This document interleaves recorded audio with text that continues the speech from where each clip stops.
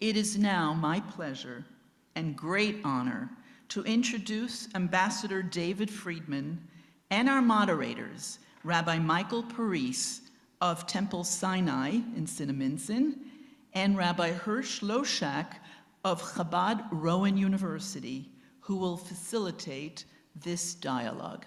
Thank you.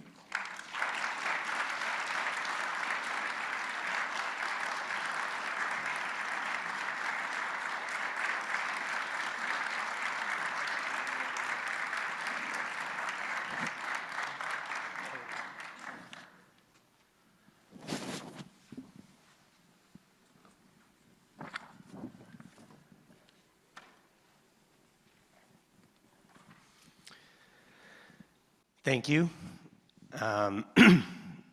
Ambassador Friedman, we're very excited to have you here today. We learned backstage that this is Ambassador Friedman's first engagement, public engagement, since his book came out, so we're very excited. We have a bunch of questions for you. Thank you.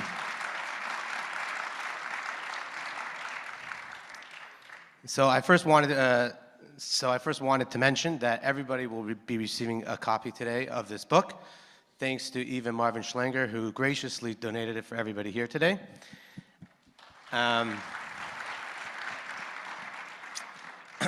So I guess to kick off the questions, what we're going to ask first, and I know you detail it in the book a little bit, but here you are, a prominent and very successful lawyer, and great life, private citizen, becoming a very high-level diplomat. How did that happen? And I guess more importantly, what was your drive to go into the public sphere? Well, thanks, and it's great to be here, and especially this beautiful shul, really gorgeous. It happened, I don't want to be too glib about it, but it was such an improbable, unlikely event that my only explanation is that it was God's will, because there's certainly nothing I did to prepare for this. Nothing about my career drove me to this outcome. I was like all of you, go to shul, hang around at the Kiddush afterwards, debate Israel. I'd have very strong views, and other people would argue with me. And I probably took it a couple of steps further. I'd been to Israel probably 100 times. We had a home there. But I didn't do anything really to prepare for it, other than I happened to be blessed with extraordinarily committed parents to the state of Israel, to the Jewish people, to the Zionist cause. I outline it in the book, but my father, should rest in peace, was his entire life, he was a pulpit rabbi for more than 50 years, and almost everything he did was driven off of his desire to build the state of Israel. He grew up in that time. He came of age in 1948. He was born in 1923, so he was 25 years old in 1948. His decision to become a rabbi was driven off of Israel's independence and his desire to be part of that great story. So very much ingrained within my background, and beyond that, it was just the blessings of God that I managed to have a client who became the president with no prior political experience, and one who gave me enormous amount of runway and authority to do the things we were able to do. Thank you, Ambassador. So Rabbi Loshak and I are part of a civil discourse project where we're really hoping to highlight that even if you disagree, you can sit in a room and you can have a conversation. And I don't think it's wrong to say I'm probably the token progressive Zionist up here. But you reference in the book that your nomination for your ambassadorship faced many forms of opposition. How did you handle that opposition? What was that adversity like? And in retrospect, do you think you could have handled it differently, better? What nobody knows until they're in that situation. So, I had a life before I was nominated, and like many people who are engaged in public advocacy who have strong feelings, that you can get caught up in the rhetoric, and I certainly did, and said things that I regretted. I was constantly fighting with one particular left-wing organization called J Street, and we fought.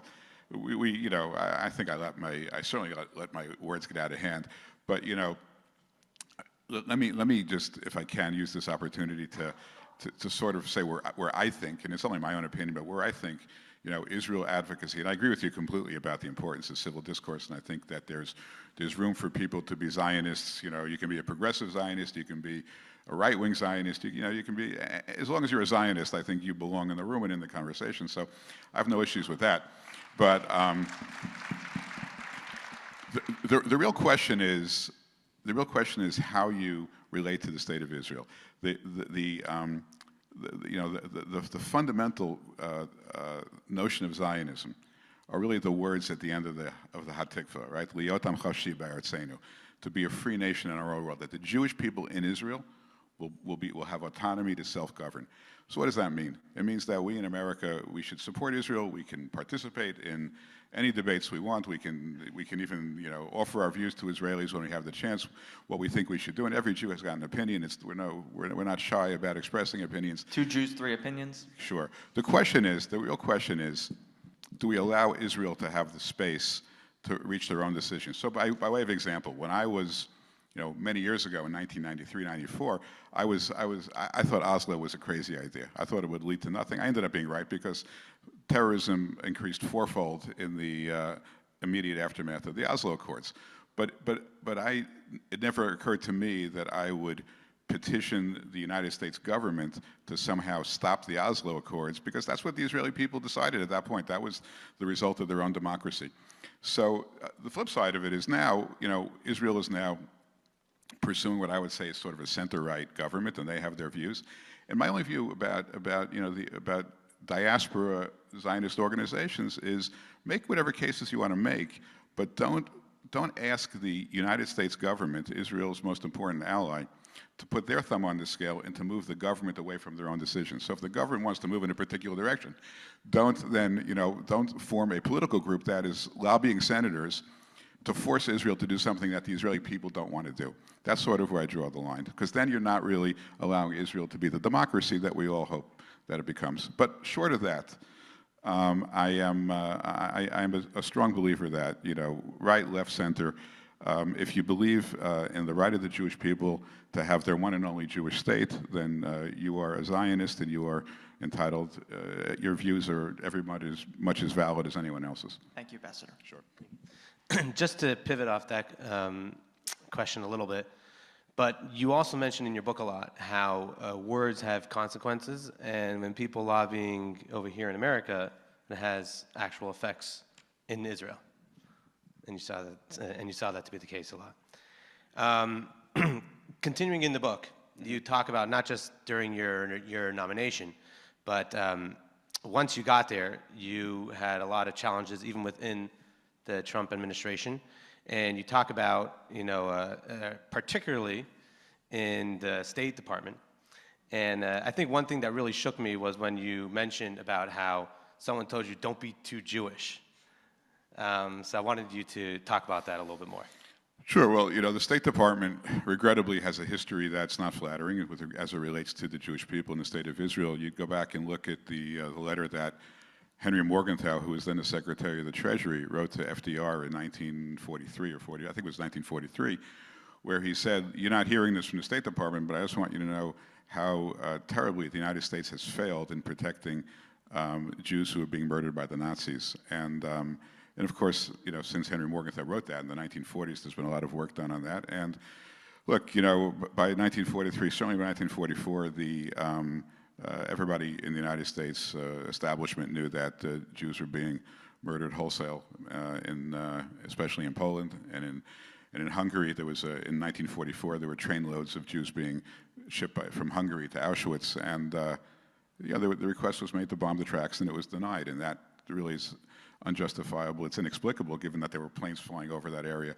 Anyway, so the State Department was behind it. They said, we don't want to make this into a Jewish war. This is us versus Germany. This is not a war about the Jews. It was a mark of shame on the United States and the United States State Department. You go a few years later, in 1948, Secretary of State Marshall was lobbying actively against Truman, recognizing the state of Israel. My experience with the State Department, not as bad, but for example, in the Middle East file, the way the State Department's divided up, it's divided up into regions.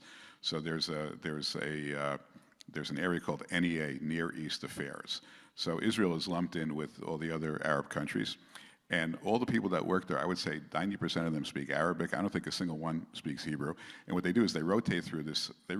So whoever is sitting at the Israel desk is usually someone who spent most of their career in Damascus or Cairo or someplace else. So the perspective is somewhat warped. And when I got to Israel, it was May 15th of 2017.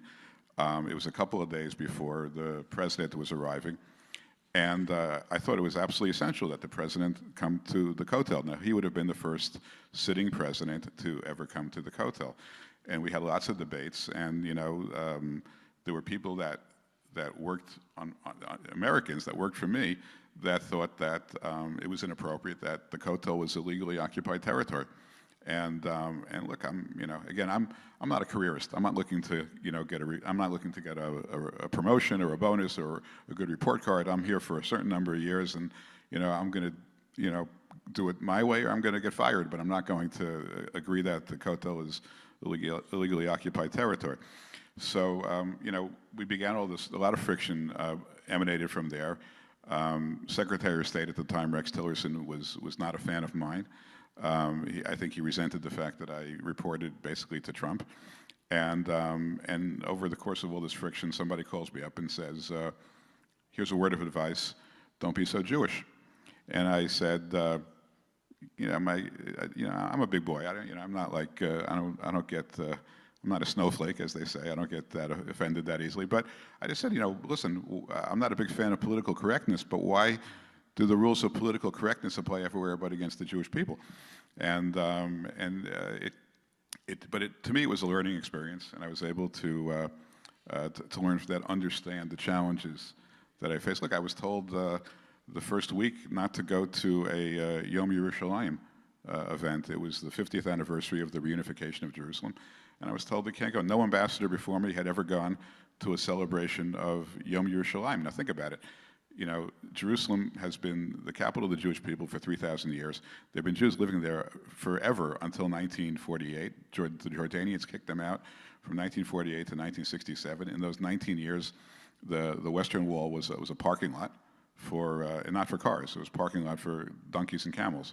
And then in 1967, Israel takes it back. They make the beautiful plaza. It becomes open to people of all faiths, Christians, Jews, Muslims, atheists. Whoever wants to come to the Kotel can come. And I'm being told by the State Department that this is not something worth celebrating. So I was told not to go, and I went anyway. And I sat with the Prime Minister,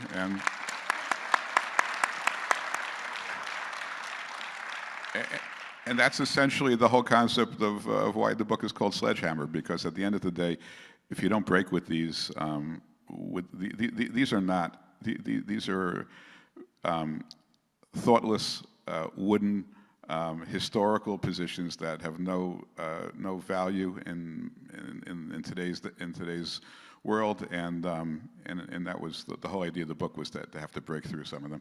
And I think, agree or disagree, you can't argue with the successes you had in moving a lot of these conversations forward. But I want to go to something specific in the book. In the chapter, If I Forget Thee, O Jerusalem, you talk about the behind-the-scenes process of recognizing Jerusalem as the capital. You're kind of in this environment with other administration officials where they're having to compile a list of the cons and the pros of this potential move. And you get the list back, and it's got no pros on it. So you decide to compile some of the pros as you see it. And I want to ask you about one of those pros. You wrote, recognition will advance the cause of peace by signaling the Palestinians no longer hold veto on significant issues, and that America is no longer wedded to failed practices of the past. In hindsight, do you think that was a little too hopeful, knowing that the Palestinians haven't budged on the peace process despite the recognition of Jerusalem and the Abraham Accords? Well, the Palestinians haven't budged on the peace process since there's been a peace process, so it's not as if we were going to be any worse off as a result. So, my thinking was this. Let's first look at this from an American perspective before we get into an Israeli perspective or a Jewish perspective. We passed in 1995 the Jerusalem Embassy Act. It passed by, in the House, it got like 400 votes in the House. It got 90 votes in the Senate. And the Jerusalem Embassy Act provides that the United States recognizes Jerusalem as the capital of Israel, and that Jerusalem must remain an undivided city. So we begin with our own laws that say that Jerusalem is undivided, obviously undivided in favor of Israel. Then you go to what do the Palestinians expect out of Jerusalem? And believe me, I've had these discussions. I mean, the Palestinian view is that the old city it belongs to them, with the exception of maybe they'll give sort of an easement for those who know real estate, or a license to Israel to visit the Kotel. That you divide Jerusalem basically all along Route 1, if you know that road, which would result in Hebrew University being on the Palestinian side. The demands are, I mean, my view. Okay, this is not, but based upon my understanding of the Israeli, this is not right or left or religious or secular, but again, goes back to the Hatikva. Liyatam chashiv ba'arzenu be'eretz Tzion. What is Zionism? Tzion is Jerusalem. Be'eretz Tzion Yerushalayim. The Jewish people are never giving up Jerusalem. They're never going to do it. It's never going to happen. It's a pipe dream. So, why not just get it off the table? Why not just have the United States recognize that Jerusalem is the capital of Israel? Did I think the Palestinians would embrace it? Of course not. But I also thought that at least by saying to the Palestinians, look, guys, we want to, and I've had this conversation with many Palestinian leaders. Look, we want to help you. We think that, and again, there's different dynamics going on in different places. Gaza is Gaza, run by Hamas. Israeli Arabs are citizens with equal rights, and the real complexities exist in Judea and Samaria. But I say, look, we want to help you. We want to create a better environment. But the world is not going to get frozen in time until you decide that the Jewish people can have Jerusalem. I mean, that's just not, we're not going to wait for you to reach that, because that's the reality right now. And we have a president willing to accept that. And the American people have already voted on it, and it's wildly popular. When I used to watch President Trump give these rallies, and I stayed in my lane. I was just on the, Israel-U.S. issue, but I used to watch just, he'd go to these places like, middle of nowhere, no Jews in sight, he'd give these rallies to 30,000 people. The biggest applause line he ever got on any one of these rallies was that he moved the embassy to Jerusalem.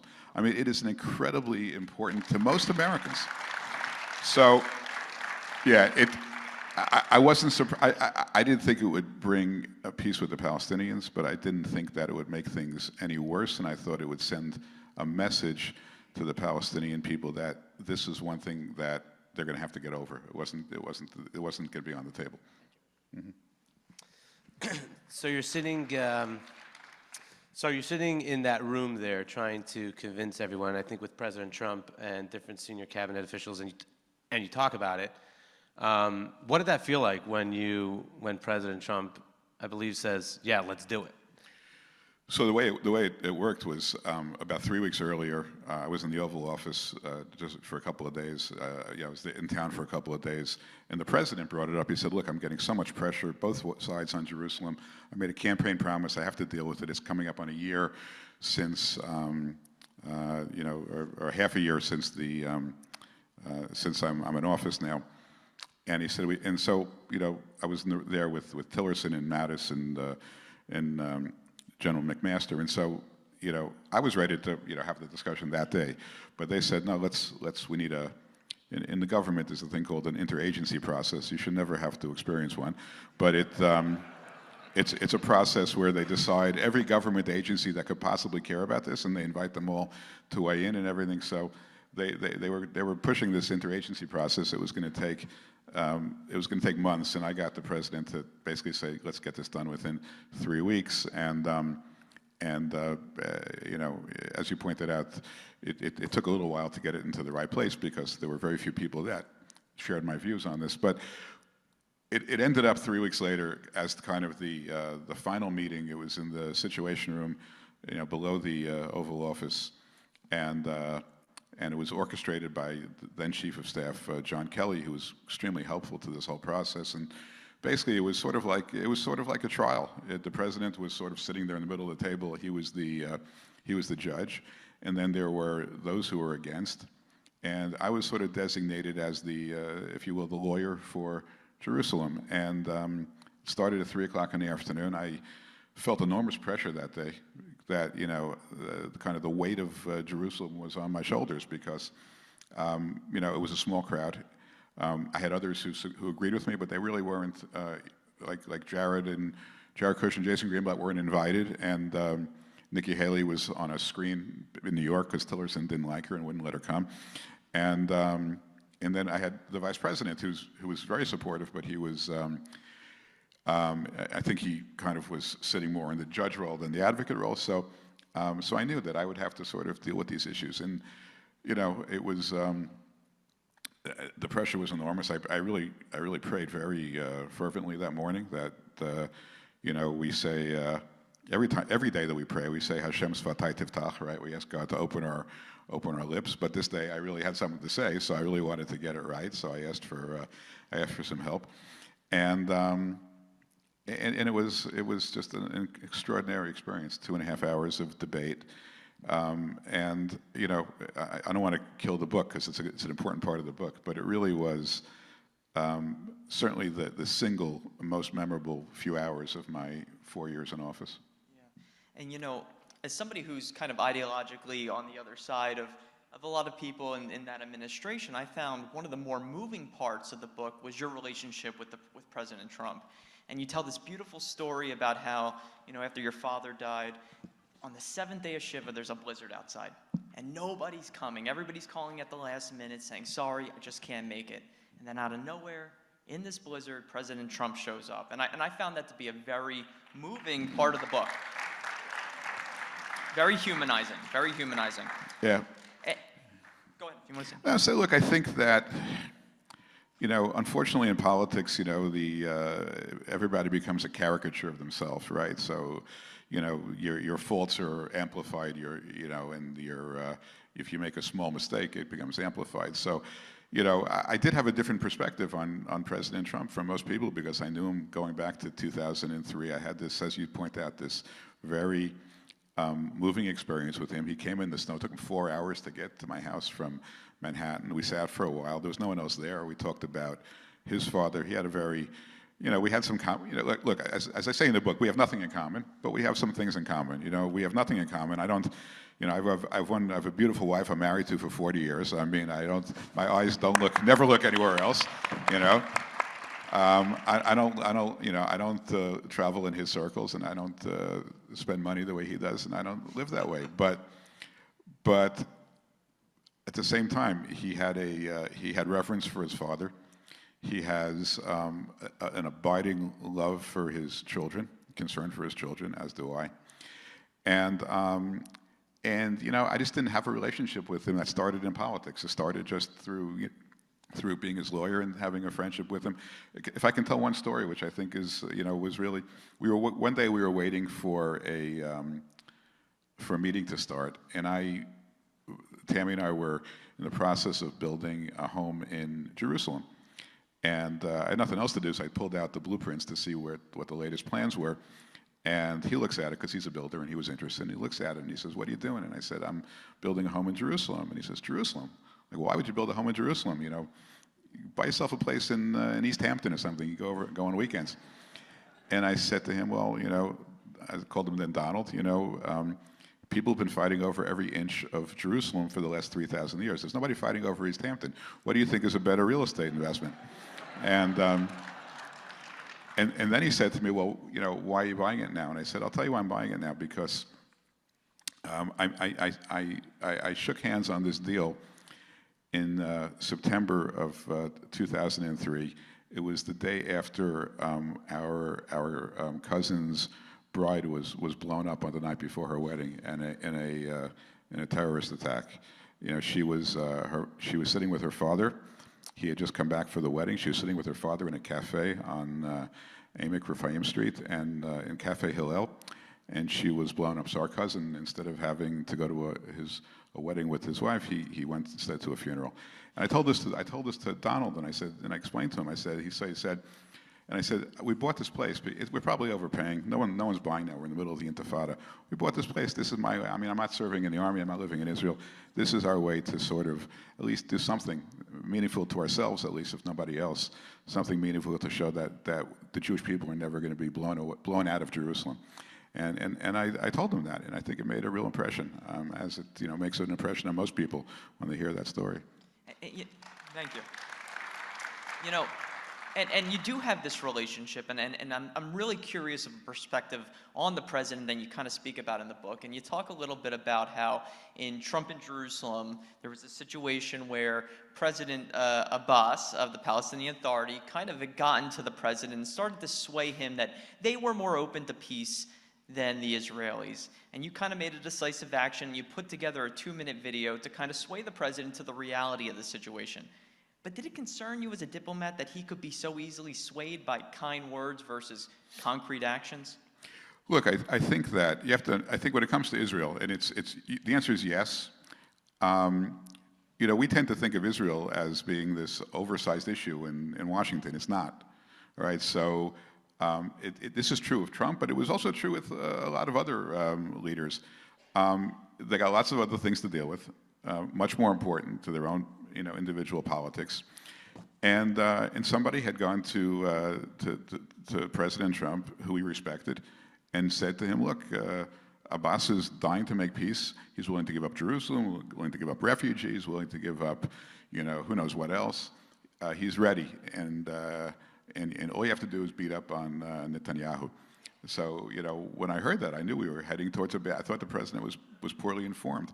So I had Bibi York, put together a 2-minute video of kind of the, more traditional Abbas praising of terrorists, and when he saw that, his views did change. Now I got in a lot of trouble for that. I got yelled at by Mattis and Tillerson and McMaster. They said, what kind of a cheap propaganda trick is this? You're putting together a video, you don't tell us about it, you just spring it upon us as well. And I said, yeah, look, guys, I thought the president was poorly informed. I wanted him to get the right views. And, I work for him. I don't work for you. I'm sorry. I'm going to work for the president and give him the best advice I can as long as I have this job. And if you don't like it, tell him you don't like me, and maybe he'll fire me. I don't know. But I'm going to keep doing what I'm doing. And that was sort of the relationship. Thank you.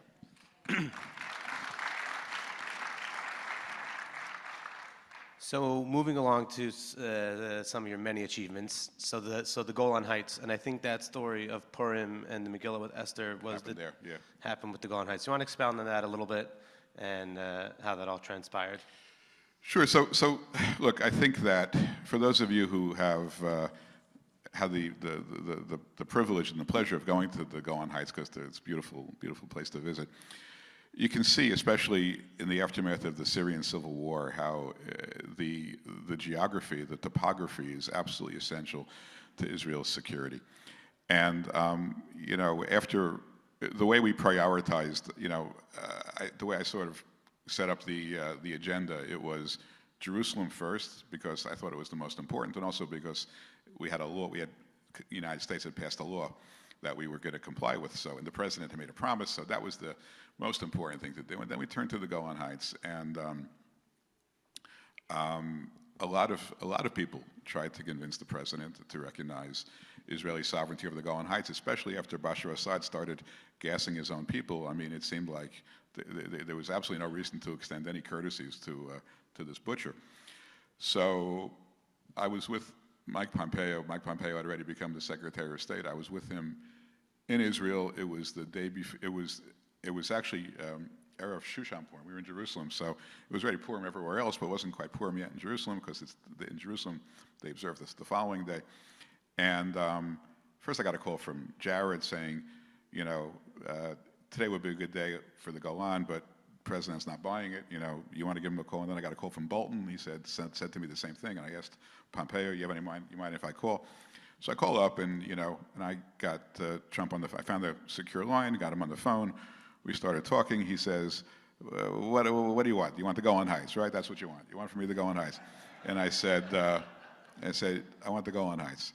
And he said, give me the give me the 5-minute argument for the Golan Heights, and I go through the importance of the territory, how important it is for Israel, how it fits within our plan. We'll put out a plan one day. There's no question that we're going to provide for Israel to retain sovereignty over the Golan Heights. And then he says, it was a back and forth. He asked me, who am I going to offend? Who's going to be angry? And I said, the only guy you're really going to be angry at you is the guy who's already angry at you. You shot 50-something Tomahawk missiles at him already. I don't think this is going to be any more insulting than those Tomahawk missiles. So he said, you know what, you convinced me. And I said, okay, so when do you want to do it? He says, David, I got a lot of other things going on. I haven't got time for it. Let's just do it. He gives a big yell to Scavino, who's this social media guy. And he says, dictate the tweet to Scavino, let's get it out. And then, and that was it. And then I called up Netanyahu, who said, who was hoping this would happen. And I said to him, I've got good news and bad news. And he said, David, I can't, I'm on Spilkus here. Don't give me good news and bad news. And I said, we have to go through this. He goes, what's the bad news? The bad news is that I know you were hoping to come to America next week for a ceremony about the Golan Heights. It's not going to happen. And he says, oh, that's terrible news. That's really terrible. He goes, all right, what's the good news? I said, the good news is turn on your TV. And Pompeo was there with me. Now, one last thing about this, because it's really, Pompeo was in town. None of us knew this was going to happen. Netanyahu and Pompeo both adjust their speeches now to deal with the Golan Heights, because that's obviously the most important thing to talk about. And Pompeo gives a speech that, to me, was unbelievable. He starts talking about the Battle of the Valley of Tears, which is the battle in 1973 by which Israel held off the Syrians in the Golan Heights. Now, the tears are not, the tears, it's Syrian tears, it's not Israeli tears, but it's a story about a guy, primarily about, his name is Avigdor Kahalani, and he won every medal you can get at Israel, but he was able to convince the Syrians through, Israel was down to like 2 or 3 tanks. He was able to somehow trick the Syrians into thinking that they had a whole battalion, battalion after battalion, and the Syrians held off, and they held off until the Israelis were able to replenish their armor, and it literally saved the state of Israel. And Pompeo at West Point, and he finished first in his class at West Point. Pompeo wrote his senior thesis on the Battle of the Valley of Tears. So here he is in Israel, just at the moment when the president's recognizing sovereignty over the Golan Heights, and he's being asked to give a speech, and he gives this beautiful, moving speech about how proud he is that the brave Israelis who saved their country in the Battle of the Valley of Tears didn't die in vain. And I'm sitting there. I had no idea that he had this background on this subject, and it was extraordinary. And then just before we left office, I was able to bring Pompeo again to the Golan Heights, where I went and found Avigdor Kahalani, and I pulled him out from wherever he was, and I brought him to the Golan Heights, and they met there on the Golan Heights. So it was an incredible experience. Thank you, Ambassador. We have so many questions, but we're going to shift gears and we're going to pivot for a moment, because at this time we're going to start asking questions from our audience. Sure. In the past, we've always put a microphone in the aisle so people could come up, but for health reasons, Rabbi Loshak and I will be reading the questions for our JCRC leaders today. All right? So here we go. This question comes from Yaakov Bagley, co-chair of this wonderful event. What is the solution, in your opinion, to combating the worldwide rising tide of anti-Semitism and Holocaust denial, and what can we do in our local community to counter these issues? Okay, well, I wish I really knew the answer. It's not, it's not. So far, everyone's been trying to deal with this, and we haven't fixed it yet. No one's fixed anti-Semitism for 3,000 years, and I'm not sure we're going to. But a couple of things. Number one, we ought to be. I know education is important, and of course it's important, and we have to understand better, and we need to be more tolerant. But I also, forgive me for saying, we need to be brutally inhospitable to anti-Semites. I mean, absolutely inhospitable. That means that means making sure that law enforcement prosecutes anti-Semites to the full extent of the law. I mean, I come from a view that I don't think again, it's my view. I'm not discouraging people from doing other things, but I come from a view that anti-Semites are out there. They're there on the right, they're there on the left, they come in all shapes and sizes, and zero tolerance is really important, both in terms of the people standing up to it. You know, if there's an look at how much worse we are, I hate to say this, as Jews, compared to other ethnic groups when they feel aggrieved. I mean, we're not good at it. I mean, we're sort of, partly because I think we've been blessed with good lives and we don't feel as threatened maybe as others, but we're not good at it. And we need to, you know, when I was a kid, I used to go every Sunday to the Russian mission to protest, to free Soviet Jews. I don't remember the last time there's been a rally, a Jewish rally anywhere on anything, of any size. Elisha Wiesel, who's a wonderful guy, tried to assemble a rally in Washington against anti-Semitism. And this is Elie Wiesel's son. And he got, he didn't get more than 1,000 people. That was in the summertime, and you need to get the schools to bus people in. But we need to be more publicly offended by this, because it's deeply offensive. The other thing is, and this is maybe part of the way to get people to be more proactive in fighting anti-Semitism. We need to be more proud of who we are, of being Jews.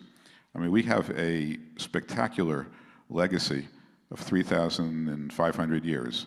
We're the people that gave the Torah to the world. We're the people that gave the Judeo-Christian values to the world.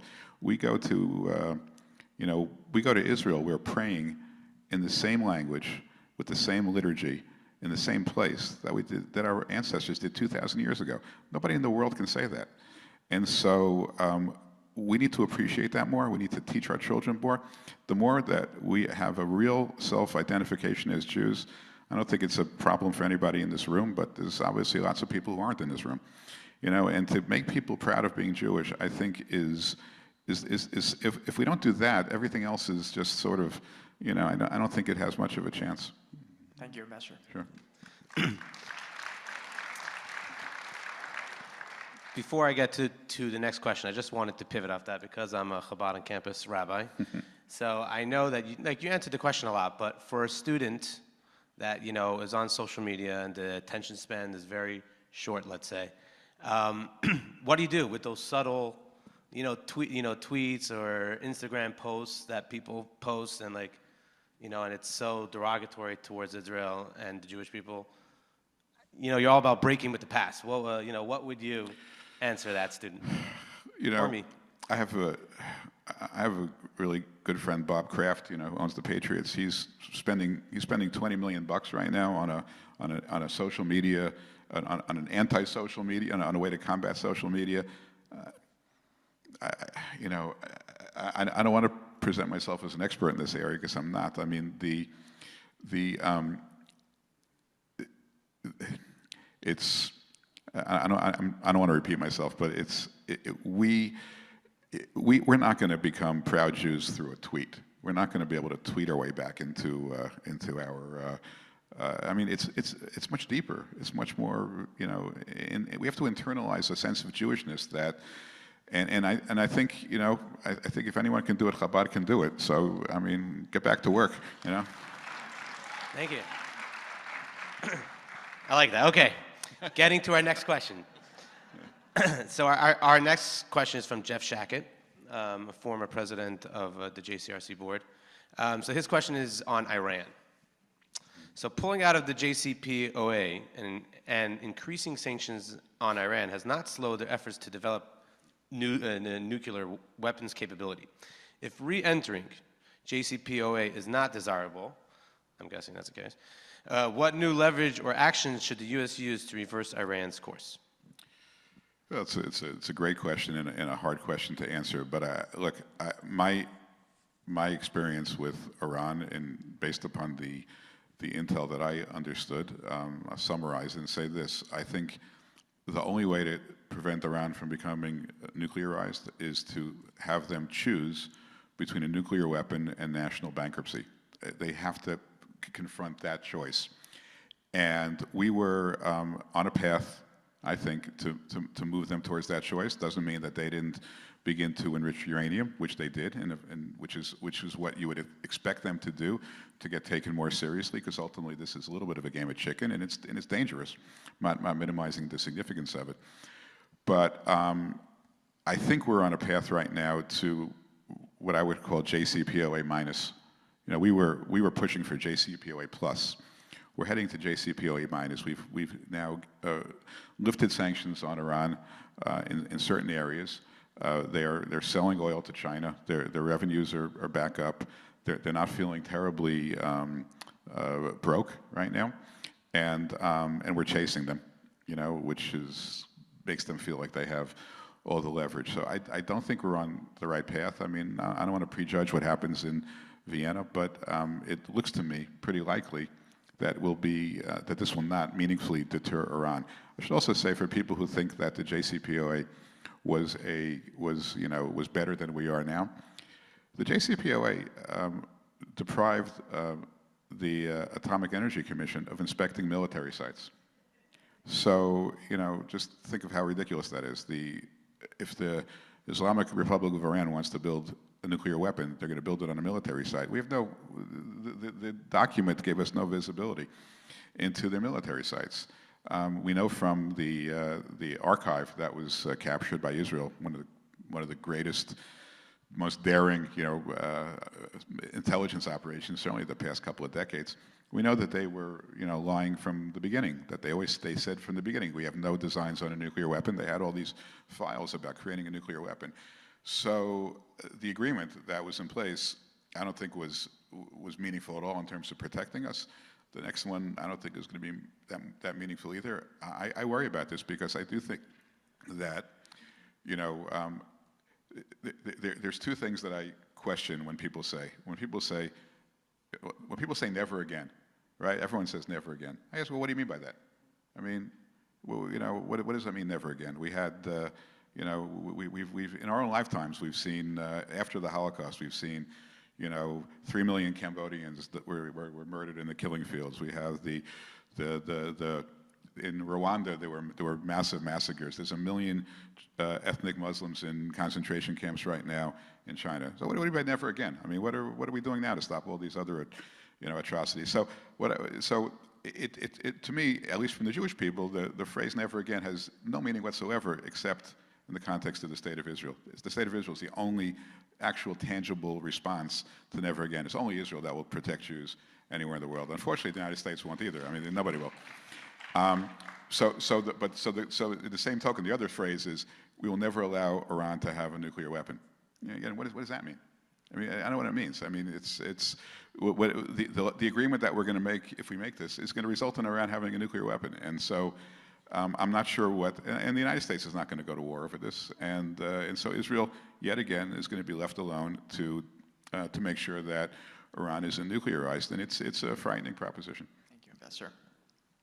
The next question, just to speed things up, comes from John Korn, who writes, Ambassador, I want to thank you for your service to our country and applaud you and the former administration for its commitment to Israel and your many accomplishments during your tenure, including the Abraham Accords and relocation of the U.S. Embassy. During your tenure as ambassador, you observed many administration officials resigning their positions, and at time, a number of them said that the president had crossed a, quote, line, and they no longer could serve in good conscience. You stayed to the end of the administration. Did you have such a, quote, a line, and if so, what is it?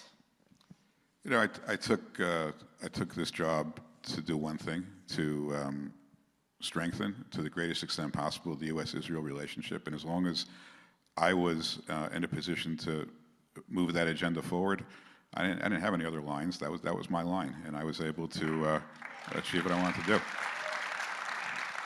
Now, you know, everybody has their own, you know, everybody works under their own circumstances, and I don't, you know, I'm not here to relitigate any of those events.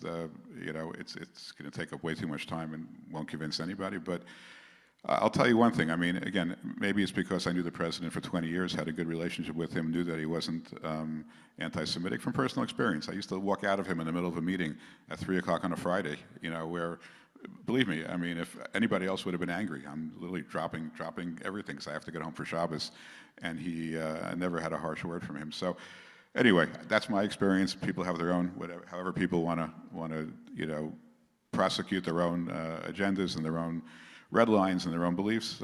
I respect everybody's views. Thank you. Our next one from David Bross, another one of our past Israel advocacy honorees. And he asks, what was it like working with your Arab counterparts, the Emiratis and the, I don't even know how to pronounce it, Bahrain. Bahrainis, as they were trying to get to the place where they could now agree to a formal peace deal with Israel?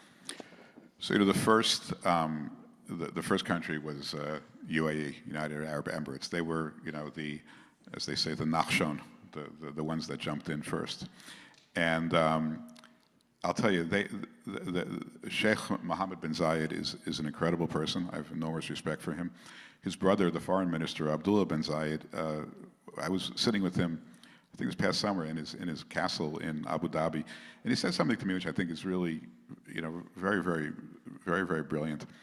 He said that in modern times, the conflicts around the world are not as much conflicts between nations as conflicts between ideologies. These conflicts exist within nations, and it's basically a conflict between radicals and extremists on the one hand, and moderates on the other. And he said, all we care about is that the moderates win. And he said, we have that in our country, you have that in your country, you have it in Israel, you have it. The moderates have to win. We've allowed the extremists on either side, on the left and on the right, we've allowed the extremists to take up all the oxygen in the room, to get too much power. And the Abraham Accords, first and foremost, is about getting the moderates back together again.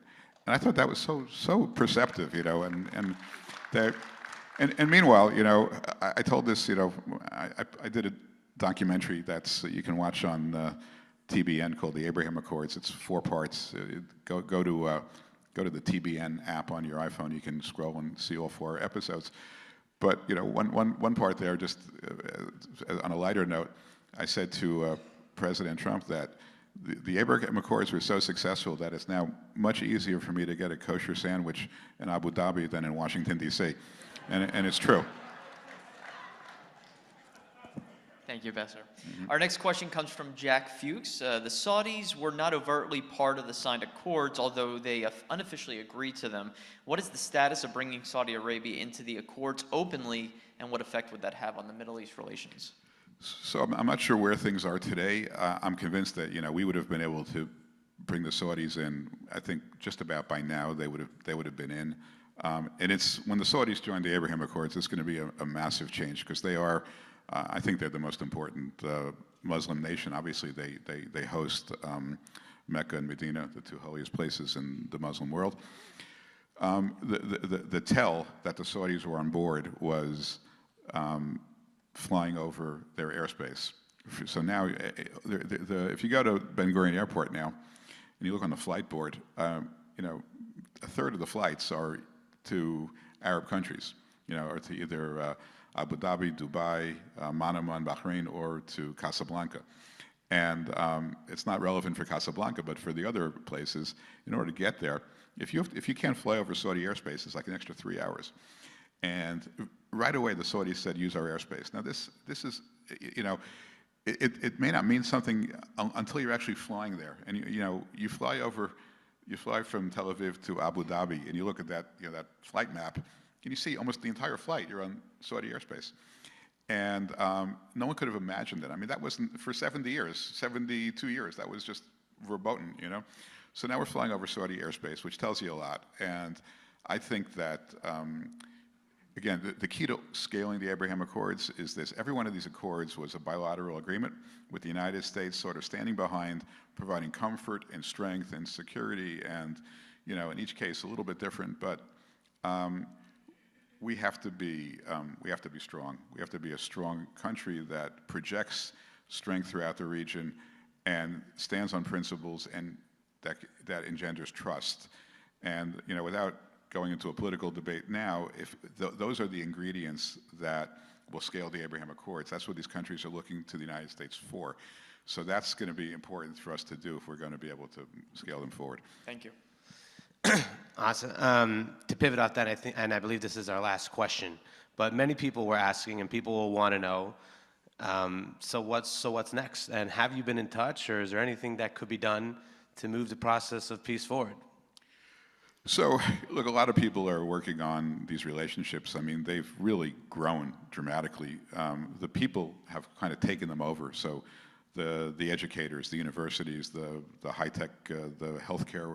I mean, there are flights every day. People are working. It's a very, very warm peace. You contrast it with Jordan or Egypt, where the governments work together, but the people never really got along. The Israelis are having a love affair with countries in the Gulf. And they're getting to know again the Moroccan. Remember, 10% of Israelis come from Moroccan descent, so they're going back to Morocco too. It's a slower process, but in the Emirates and Bahrain, it's incredible what's going on. The next is there's another part that's important that I think Israel needs to focus on, which is I put this at the end of the book, and I mean this with the best of intentions, that Israel has to grow up. And what I mean by that is, if you go to the General Assembly, there's about 190 nations. More than half of them are younger than Israel. I mean, Israel is not a young country anymore. It's got a spectacular economy. Tel Aviv is the most expensive city to live in the entire world. And people are buying apartments, at $3,000 a square foot. I mean, it is. The high-tech business there is incredible. Israel is leading the world in 3 or 4 different industries. And they have an incredibly impressive defense force, and they have an intelligence capabilities that in some respects are second to none. So where do they go next? It's been the Six-Day War was 1967, so it's been 55 years more or less since the Six-Day War. They still haven't figured out what they're going to do on their eastern border. It's a long border. It's a very long border.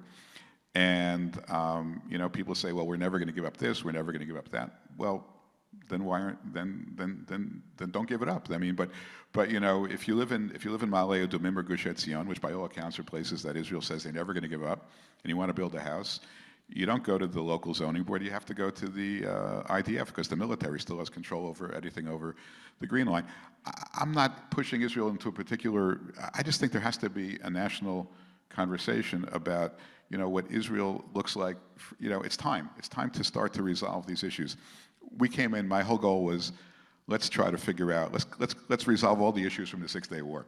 So what was one? Jerusalem. Okay, check that off. Golan Heights. Check that off. Settlements. The State Department concluded that settlements are not illegal. But just because they're not illegal doesn't mean that that's the end of the discussion. So now we're down to Judea and Samaria. It's the heartland of the Jewish people. I'm doing a movie this summer called The Bible Road, and it's this Road 60. Next time you go to Israel, go to Road 60. It's one road. It starts in Nazareth, then it goes to Shem, right, which is where Abraham came when he came for the first time, which where Joseph's bones were buried. Shiloh, where the Mishkan sat for over 300 years. Beit El, where Jacob had his dream of the ladder going up and down to the heavens. Jerusalem, Bethlehem, Hebron, and Beersheba. It's the Bible, one road, the Bible from top to bottom, with a little bit often. Well, what do we do about that? I mean, I care about the Bible. It means a lot to me. I mean, I'm just one person, but I think we need to start just focusing on this. This has been relegated to sort of the extreme points of view on either side. There's a lot of Israelis who just want to get to the right answer and are open to discussion, but the discussion doesn't happen because politically you can't have it. And so I think that's internally Israel, I think, has work to do as well. Yeah, thank you, Ambassador. And we live in complicated times. We live in polarizing, hyper-partisan times, but the Jewish community believes in Jewish values. And one of the reasons we have such an interesting take on values is because we understand that there's competing values. Too much justice means not enough peace. Too much peace, not enough justice. It's finding that right balance and making sure we as a community stay vigilant and stay true to who we are. So I'm going to ask you all to join me in this final blessing for peace as we say, Baruch atah Adonai, hu ya'aseh shalom. Blessed are you, Adonai, he who makes peace. And let us all say, Amen. Amen. Let's thank Ambassador Friedman for today. Thank You did you. a great job.